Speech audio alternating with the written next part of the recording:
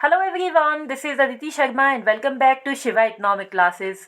सबसे पहले तो हमारे चैनल पर आने के लिए आपका दिल से धन्यवाद। एंड अगर आप इस चैनल पर नए आए हैं तो प्लीज़ हमारे चैनल को सब्सक्राइब कीजिएगा एंड साथ में दिए गए बेल आइकन पर प्रेस करके ऑल नोटिफिकेशंस पर क्लिक करना मत भूलिएगा। तो आज एक जनरल से टॉपिक के बारे में मैं आप लोगों के साथ डिस्कशन करवाने वाली हूँ, जिसमें मैं आप लोगों को बताने वाली हूँ कि कैसे आप जान सकते हो कि कौन सी क्वेश्चन आपके एमए के एग्जामिनेशन के पॉइंट ऑफ व्यू से इम्पॉर्टेंट होने वाले हैं। देखिए, बहुत सारे बच्चे होते हैं जो अपने एमए के साथ साथ अपने किसी अदर कम्पिटिटिव एग्जामिनेशन की प्रेपरेशंस कर रहे होते हैं, तो उनके लिए बहुत ज़्यादा डिफ़िकल्ट हो जाता है कि वो रेगुलरली जाकर अपनी यूनिवर्सिटी में या फिर अपने कॉलेजेस में अपनी क्लासेस को अटेंड करें। ऐसे ही बच्चों के लिए ये वीडियो होने वाली है जो या तो क्लासेस अटेंड नहीं कर पाते हैं या तो फिर एमए जो है अपने प्राइवेट से करते हैं, ठीक है ना। तो अगर आप लास्ट मिनट पे अपनी तैयारियां करते हो, लास्ट टाइम पे विद इन 10 डेज़ 15 डेज़ या फिर विद इन अ वीक अपनी एमए की तैयारियां कर रहे हो, तो ये वीडियो आप लोगों के लिए बहुत ज़्यादा हेल्पफुल होने वाली है। देखिए, सिर्फ एक छोटी सी ट्रिक है जो मैं आप लोगों को देने वाली हूँ, जिससे आपको अपने टाइम को मैनेज करने में, अपने टाइम को बचाने में हेल्प मिलेगी एंड आपको पता चलेगा कि कौन से क्वेश्चन होते हैं जो बहुत ही ज़्यादा हेल्पफुल होते हैं एंड आपको डेफिनेटली पढ़ने चाहिए। देखिए, एक एग्जांपल देती हूँ कि अगर आप एमए इकोनॉमिक्स के फर्स्ट सेमेस्टर के स्टूडेंट हो तो प्लीज़ अपना जो सिलेबस है माइक्रो इकोनॉमिक्स का उसे ओपन कीजिए।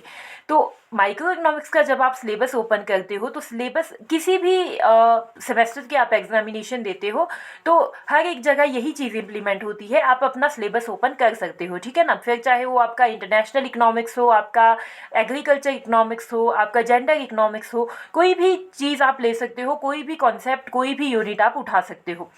देखिए, मैं आपको बताऊं कि आपका जो माइक्रो इकोनॉमिक्स है, माइक्रो इकोनॉमिक्स में आपके पास जो यूनिट्स है, 5 यूनिट्स यहाँ पे लगी है। हर एक बुक में माइक्रो हो या फिर मैक्रो हो, इंटरनेशनल हो, डेवलपमेंटल इकोनॉमिक्स हो, हर जगह आपको 5 ही यूनिट्स देखने को मिलेगी।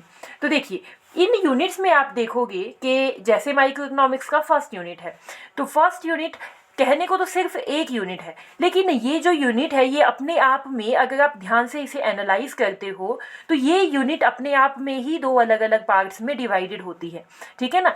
कैसे? देखिए, इसमें आपके पास जो चीज़ें मेंशन है वो सबसे पहला है role and significance of assumptions in economic models, उसके बाद है empirical testing of economic models, उसके बाद है the Slutsky theorem and compensated demand curve, and उसके बाद है आपके पास सेरीफील्ड प्रेफरेंस एनालिसिस, एंड उसके बाद है आपके पास duality theory, dual properties of utility and expenditure function, and then है Shephard's lemma intertemporal choice in consumption.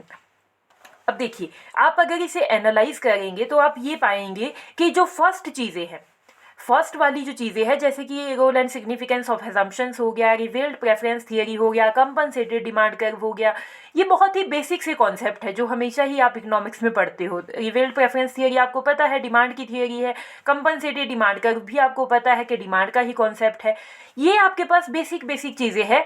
तो ये आपके पास एक हिसाब से हम कहें तो फर्स्ट पोर्शन हो जाता है आपकी यूनिट का, मतलब जो एक कंप्लीट यूनिट है उसका एक पार्ट आपका ये है जो कि रिवील्ड प्रेफरेंस एनालिसिस तक है, ठीक है। एंड सेकंड पार्ट में अब आपके पास क्या आ जाता है, थोड़ी सी बड़े लेवल की चीज़ें आती है, थोड़ी सी हायर लेवल के कॉन्सेप्ट आते हैं, जैसे कि डुअलिटी थियरी हो गया, dual properties of utility and expenditure function हो गया, आपका Shephard's lemma intertemporal choice in consumption हो गया। अब देखिए, मैं आप लोगों को ये ट्रिक देना चाहती हूँ कि अगर आप एग्जामिनेशन के लिए with in last days preparations करते हो तो या तो अपने फर्स्ट पोर्शन को अच्छे से पढ़िए या तो अपने सेकंड पोर्शन को अच्छे से पढ़िए। मतलब या तो आप अपना role and significance of assumption, compensated demand curve and revealed preference theory को अच्छे से पढ़िए, या तो अपना ये डुअल प्रॉपर्टीज ऑफ कंजप्शन को अच्छे से पढ़िए एंड डुअलिटी थियरी को अच्छे से पढ़िए and Shephard's lemma intertemporal choice in consumption को अच्छे से पढ़िए। क्योंकि एग्जामिनर जो है कभी भी एक ही पोर्शन से आपका दोनों क्वेश्चंस नहीं देता है, क्योंकि आपको पता है जो आपके लॉन्ग क्वेश्चंस आते हैं वो 2 आते हैं और आपको दोनों में से ऑप्शन मिलता है कि आप कोई भी क्वेश्चन अटेम्प्ट कर सकते हो। तो यहाँ पे आप या तो फर्स्ट पोर्शन में से अच्छे से सारी चीज़ें पढ़ लीजिए ताकि कोई भी क्वेश्चन आए तो आप अच्छे से अटेम्प्ट कर दो, या तो सेकेंड पोर्शन में से अच्छे से चीज़ें पढ़ लीजिए। तो ये है ट्रिक आपके पास कि आपका इससे क्या होगा कि जो टाइम है वो बच जाएगा। अब देखिए, मान लीजिए आपने फर्स्ट पोर्शन को अच्छे से पढ़ा, फर्स्ट में आपको पता है कि 4 क्वेश्चंस यहाँ पे मेंशन्ड है, आपने चारों के चारों क्वेश्चन अच्छे से पढ़ लिए हैं, ठीक है। तो अब आपके पास ये कॉन्फिडेंस है कि एक क्वेश्चन तो इसमें से डेफिनेटली आएगा। तो अब क्या होगा कि अब आप जो सेकंड पोर्शन है अपना, उस पर थोड़ा सा कम ध्यान दोगे, ठीक है ना। एंड उसके बदले में जो टाइम आपने उस सेकंड पोर्शन वाले क्वेश्चंस में लगाना था, उसके जगह आप अपनी दूसरी बुक या फिर किसी दूसरी यूनिट की तैयारियां अच्छे से कर सकते हो।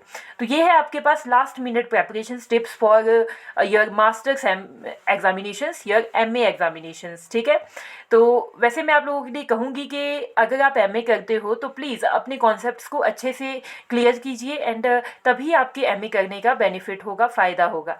बट स्टिल अगर आप किसी दूसरे एग्जामिनेशन की प्रेपरेशंस करते हो एंड साइड बाय साइड अपनी एमए के एग्जामिनेशंस देते हो, तो ये ट्रिक आप लोगों के लिए बहुत ही ज़्यादा हेल्पफुल होने वाली है।